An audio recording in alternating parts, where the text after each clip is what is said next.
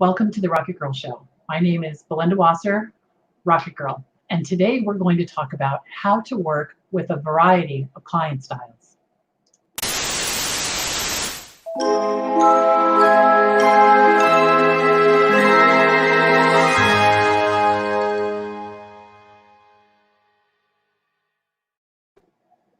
So working with a variety of client styles can be very tricky when you're a virtual assistant. There's a couple of things, like some people communicate a lot and they give you so many words that you get kind of lost in it. Some people speak in what seems like hieroglyphics, right? And you're like, what does that mean? I need a decoder ring or something. Others are just right for us, but it's important to think about who's speaking to you and try to adapt as much as you can to meet them where they are. Now, I want to talk about a couple of different things in addition to the communication styles, how the information gets to us, because that's really important too. So I have clients that I've worked for years. I hardly ever speak to them. Everything is in email. Fortunately, most of them are really good at communicating in email, or I'm just used to them. It could be that too, that I understand what they need. Other times I have clients, I have several clients that we have standing weekly meetings, and what happens is we talk through the project. I take notes. I'm going to talk about that in a minute. And that's how all the communication happens, so right in voice. And so the notes become critical when that's the case. Project management software is probably my least favorite way to have something be delegated to me, because often it's a single task and it lacks the context. I'm also going to talk about context in a minute. It works for things that are repetitive when it's a reminder, but when someone is giving a task the first time to me and they're doing it in this way, sometimes it can be a little bit of a struggle until I get used to it. Text. I'm going to revise my last statement. My least favorite way to receive a task from a client is text. And I tell them to please not text me. I will say to them, if you have something really important, you're dying, for me to look at it, email me and then send me a text so I'll look at my email. But it's hard because if they text me after hours or when I'm in the middle of something else, 3 or 4 more text messages might come in and I could completely miss it. So I try to steer clients away from that. Skype, same thing. So what I mean by Skype is Skype Messenger. And then I'm sure there are many, many other ways that people are working. I know one woman that I work with, we use Voxer, and she really likes that method. And for one-offs, it might be okay, but for the most part, email and phone calls, project management software, that is the best way I've found for people to work with VAs. Now, the reason that all of this is so important is because we want to make sure that we're avoiding miscommunications about expectations. Like, that's the whole point, right? We want everyone to be on the same page. So let's talk about some ways to do that. The first one I mentioned is to take notes. I use Evernote to take notes, and this is how I have it set up. Each client, so I have a notebook called RocketGirl Clients. And in that notebook, I have what are called notes. Each client has their own note. When I'm on the phone with them, I have Evernote open and I start taking notes about the things that they want me to do. So the most common, or not the most common, the most current notes are always at the top, so I can always see what's there.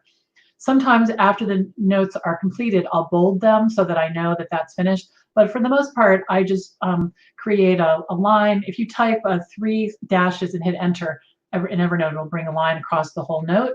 And then I just move up to the top and start typing notes again. When I'm getting off the phone, when I've taken notes, one of the things I do right before we get off the phone is to say, okay, just to recap, these are the 3 things I'm doing. In order to do number 2 and 3, I'm going to wait for you to send me X, Y, and Z, just so we're all clear, because it would be easy for them to get off the phone and forget that they had to send me something so that I could get started. So I just do a little recap, check my notes, make sure that they're in good shape. So the next way to really avoid miscommunication about expectations is to plan before taking action. So if I've been on the phone with the client or they've sent me an email, I have the instructions on what they'd like me to accomplish. I sit down for a minute before I jump in, and just to make sure I understand how it's all going to fit in, make sure I have what I need, and to make sure that if I have any questions, they're answered. For the most part, if I know what and why, I'm able to solve the problem. And I think sometimes we're afraid to ask that question because we might feel like nosy is not the right word, but we're somewhere we shouldn't really be, and that we should just be able to do the work. But I find that the what and the why are critical. In fact, today I was working with a client, and you have to ask the question gently, like, why are we doing that? That's not the way to do it, but can you tell me a little bit more about why you would like to do it this way, just so I can understand the problem we're trying to solve? That's a very useful way to say it, and it helps the client quite a bit think everything through. Also, suggesting improvements. Some clients do not want my suggestions for improvements, which is completely fine, but a lot of times they do, because I'll do similar work across many, many clients, and they'll even say to me, well, how do your other clients do it? That's actually fairly common. So gently suggesting new ways of doing things, I think can really add value. Like, you might say you're doing their email newsletter for them, and you say, well, we could also post this on LinkedIn, or how about I put this on your website for you? Things that they might not have thought of. And again, they might just say, nope, I don't want to do that. And then it's fine. It's their business, right? Now, what I mean by speak what's not being said is you want to make sure that deadlines are set. Again, when I was talking about taking notes, when the work will be done by and exactly what it is. One client of mine, she says no rush, and she means you don't have to stop what you're doing right now and do it right this hot minute. What she means is tomorrow would be okay. I have another client, no rush means no rush, like next week, next year. So it's important to understand the sensitivities of our clients, what their language means, and it's a relationship, right? I mean, we have the same kind of thing with our family members, our friends, different ways of communicating with them. So it's the same thing with clients. It looks like we have a couple of comments, so I'm just going to pop over here. Isabel, hello, Isabel. It's always great to see you. And she says, a recent client was a disaster. She was lovely, but our communication was terrible. I ended up quitting and felt like such a failure. Yeah, I completely understand. So you have to really nip it in the bud.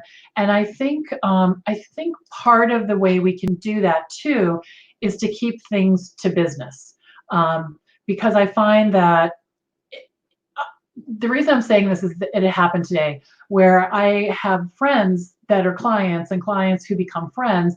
And when I am talking business, I don't throw in any anecdotes about what I'm doing. We might talk chit chat for a minute or two in the beginning, but then once we start business, we're talking business. Because I think when people are in friend mode, they're more relaxed and they might be prone to leave some of the details out. So you really don't want to do that. All right, excellent. So I want to just tell you quickly about, yes, Isabel's always here. I love that about her. And she's also in my Facebook group. So I want to invite you to my free online classroom on Facebook. It's called the Virtual Assistant Connection. You just simply type the Virtual Assistant Connection in the search bar at the top of Facebook.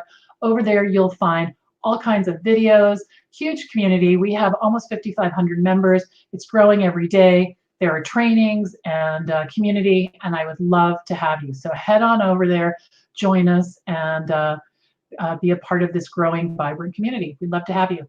So I'm Belinda Wasser, Rocket Girl, signing off until next time. Bye-bye.